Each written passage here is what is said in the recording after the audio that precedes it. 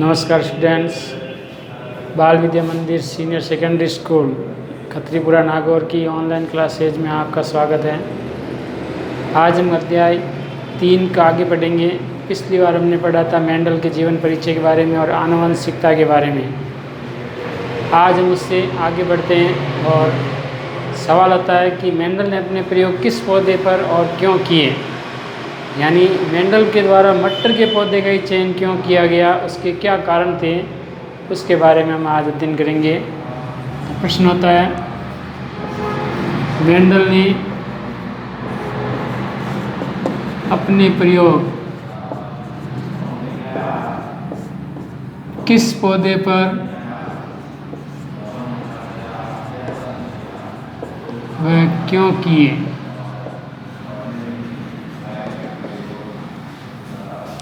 इसी को हम दूसरी भाषा में कह सकते हैं, मेंडल द्वारा मटर के पौधे के चयन के क्या कारण थे। किताब में सवाल इसी प्रकार से होगा। तो सबसे पहले तो हम लिखेंगे, मेंडल ने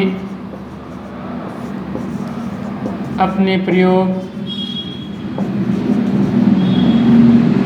उद्यान पादप मटर, जिसका हमने वानस्पतिक नाम बताया था पाइसम सेटाइवम, पर किए। इसके निम्न कारण थे, या इसके चयन के निम्न कारण थे।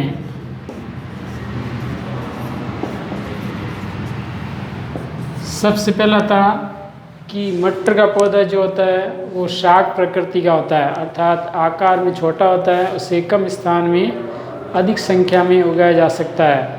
तो सबसे पहले पॉइंट होगा, मटर का पौधा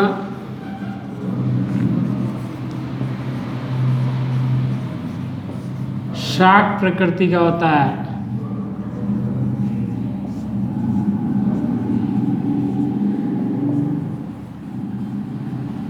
अर्थात इसे कम स्थान में अधिक संख्या में उगाया जा सकता है। शाक झाड़ी और वृक्ष पौधों को या वृक्ष पेड़ों को आकार के आधार पर 3 भागों में बांटा जाता है, जिसमें शाक, झाड़ी और वृक्ष होते हैं। शाक जिसकी ऊंचाई 1 मीटर से कम होती है, झाड़ी जिसकी 2 मीटर से कम होती है, वृक्ष बड़े आकार के होते हैं। दूसरा होगा, मटर के पौधे का जीवन काल 1 वर्ष का होता है, 1 वर्ष कह सकते हैं, या छोटा होता है।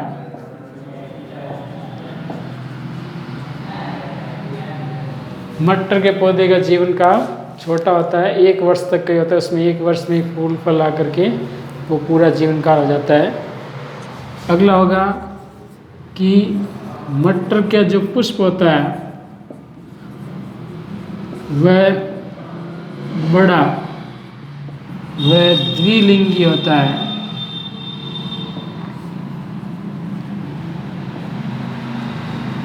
मटर के जो पुष्प होते हैं वो बड़े और द्विलिंगी होते हैं। द्विलिंगी जिसमें पुंकेसर और स्त्री केसर दोनों जननांग एक ही पुष्प में पाए जाते हैं, उन्हें द्विलिंगी पुष्प कहते हैं। तो ये इसमें होता है। चौथा होगा, मटर के पौधे में पर परागण तथा विपुंसन आसानी से कराया जा सकता है।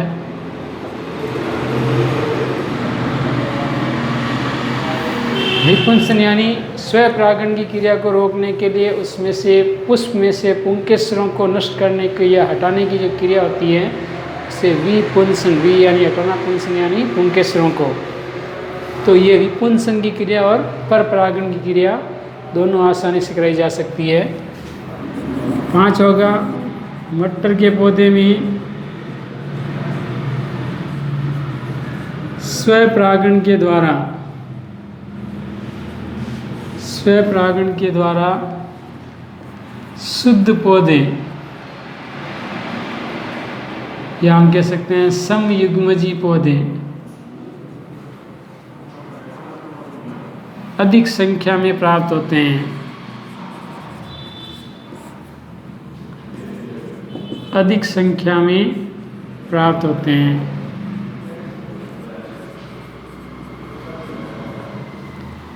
अगला होगा कि मटर के पौधे में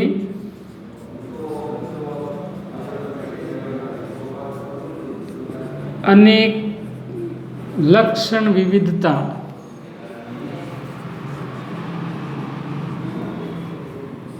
पाई जाती है। ठीक है, एक ही पौधे में उसने 34 लक्षणों का चयन किया था, यानी एक ही पौधे में बहुत सारे लक्षण होते हैं।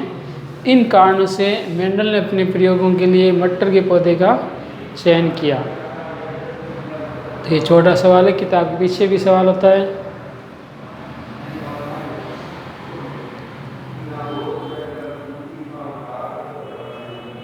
अगला होगा सवाल, मेंडल की सफलता के क्या कारण थे? सफलता के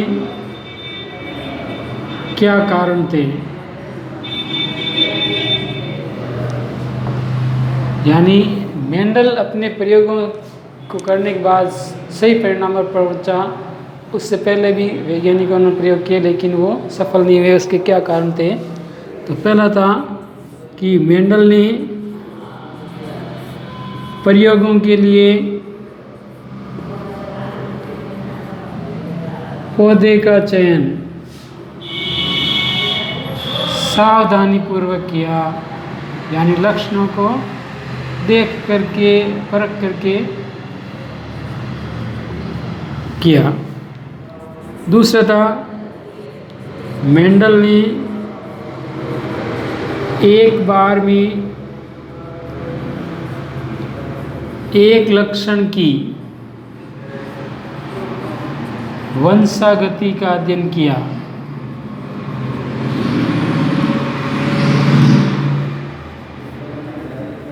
यानी अगर पौधे की लंबाई का गुण लिया तो उसमें सभी पीढ़ियों में पौधे की लंबाई का ही ध्यान रखा।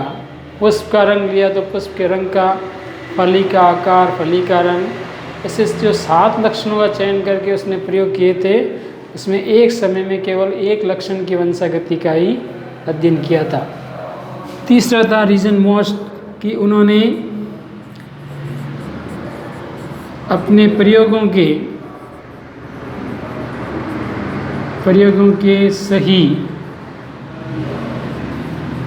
सांख्यिकीय मतलब स्टैटिक्स आंकड़े जो होते हैं ना, वो सांख्यिकीय अभिलेख यानी रिकॉर्ड रखे या उनका विश्लेषण किया। एक पीढ़ी से कितने पौधे प्राप्त हुए, कैसे पौधे प्राप्त हुए, उन सब का जो अनुपात था वो उसने रखा। हम आगे जाके पढ़ेंगे, एकल संकर अनुपात 3:1 होता है, जीनोटाइप 1:2:1 होता है। तो ये उसने सही सांख्यिकीय रिकॉर्ड रखे, जिसकी वजह से वो सफल हुए।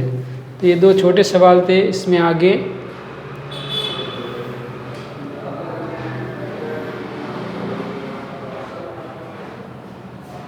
आप स्क्रीनशॉट ले सकते हैं।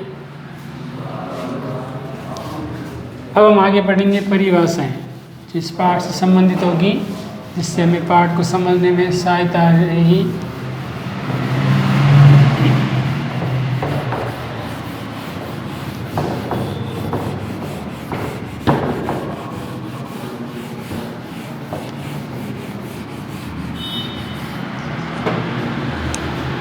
परिभाषाएं, जिसे हम शब्दावली भी कह सकते हैं, जिसमें सबसे पहले होगा जीन। सर्वप्रथम जीन शब्द का प्रयोग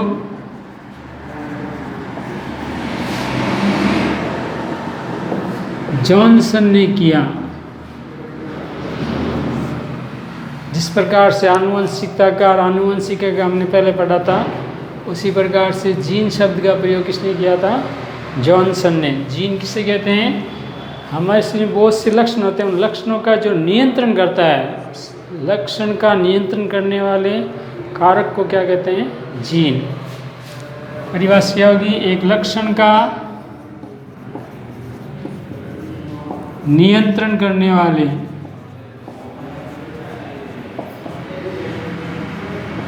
कारक को जीन कहते हैं।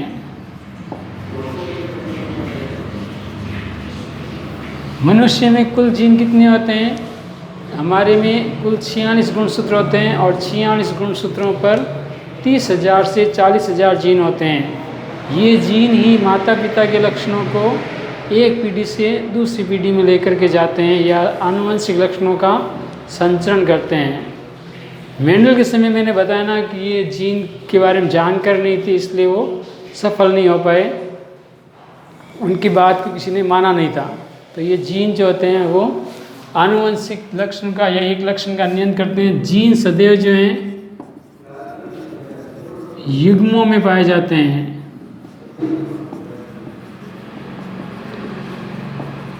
दो दो के ग्रुप में रहेंगे, ठीक है। अगली होगी युग्म विकल्पी। युग्म विकल्पी किसे कहते हैं? एक लक्षण का नियंत्रण करने वाले जीन युग्म के विपरीत जीन युग्म को क्या कहते हैं? युग्म विकल्पी। एक लक्षण का नियंत्रण करने वाले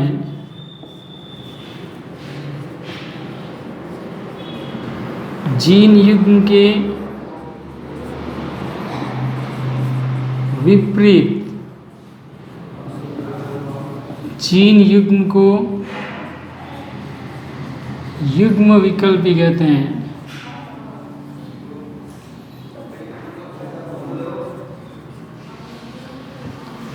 ठीक है।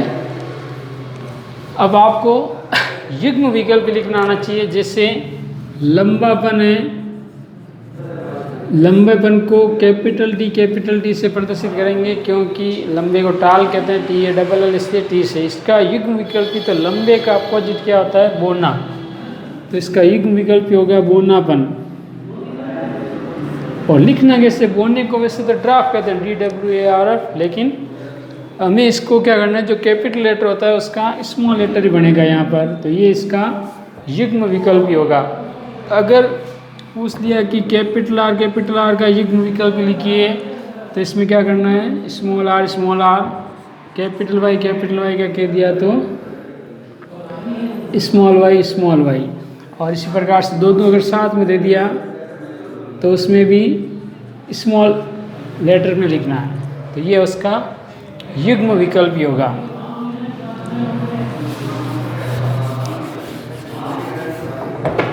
फिर आता है समयुग्मजी। और एक परिभाषा आएगी विषम युग्मजी। समयुग्मजी किसे कहेंगे? सम यानी समान। जीन युग्म में यानी जीन जो युग्मों में पाए जाते हैं इस प्रकार से, तो इस जीन युग्म में यदि दोनों जीन समान होते हैं तो उससे कहते हैं समयुग्मजी। और यदि दोनों जीन असमान होते हैं तो उससे कहते हैं विषम युग्मजी। जीन युग्म में यदि दोनों जीन समान हो तो उसे समयुग्मजी कहते हैं।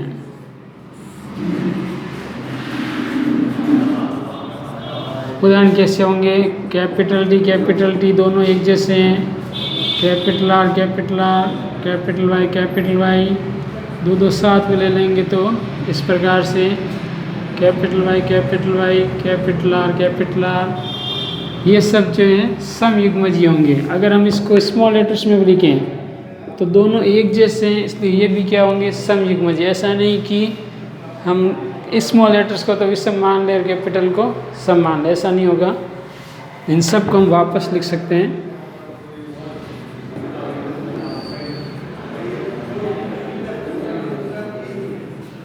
ये सब होंगे समयुग्मजी। विषम युग्मजी क्या होगा? जीन युग्म में यदि दोनों जीन असमान होते हैं या अलग अलग होते हैं तो उससे कहते हैं विषम युग्मजी। जीन युग्म में यदि दोनों जीन असमान होते हैं तो उसे विषम युग्मजी कहते हैं।